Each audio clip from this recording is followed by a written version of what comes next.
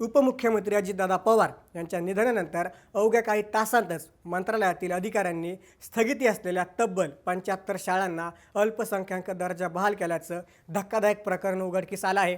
नक्की काय आहे प्रकरण सांगतो, पण त्याआधी थोडक्यातलं नक्की फॉलो करा, कारण महाराष्ट्राच्या राजकारणातील महत्त्वाच्या घडामोडी आम्हीच सर्वात आधी तुमच्यापर्यंत पोहोचवत असतो। संपूर्ण महाराष्ट्र शोकसागरात असताना मंत्रालयातील काही अधिकारी मात्र फाईल क्लिअरन्सच्या कामात मग्न होते। 28 जानेवारीला दादांच्या अपघाती निधनानंतर मुख्यमंत्र्यांनी शासकीय दुखवटा जाहीर केला, कार्यालयांना सुट्टी दिली, पण अल्पसंख्याक विभागातील पेन थांबले नाहीत। ऑगस्ट महिन्यापासून ज्या 75 संस्थांचा अल्पसंख्याक दर्जा स्थगित होता त्यांना दादांच्या मृत्यूनंतर अवघ्या काही तासांत मंजुरी देण्यात आली। सर्वात धक्कादायक म्हणजे पहिलं प्रमाणपत्र 28 जानेवारीलाच दुपारी 3:09 निघालं, ज्यावेळी अख्खं राज्य हळहळत होतं।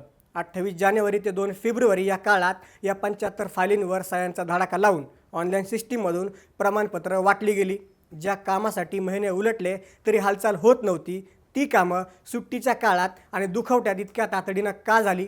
हा निव्वळ योगायोग आहे की संधीचा फायदा घेऊन केलेला स्वार्थ? या अधिकाऱ्यांबद्दल तुम्हाला काय वाटतं? कमेंट्समध्ये नक्की सांगा आणि अशाच घडामोडी जाणून घेण्यासाठी थोडक्यातला नक्की फॉलो करा। बातमी म्हणजे थोडक्यात।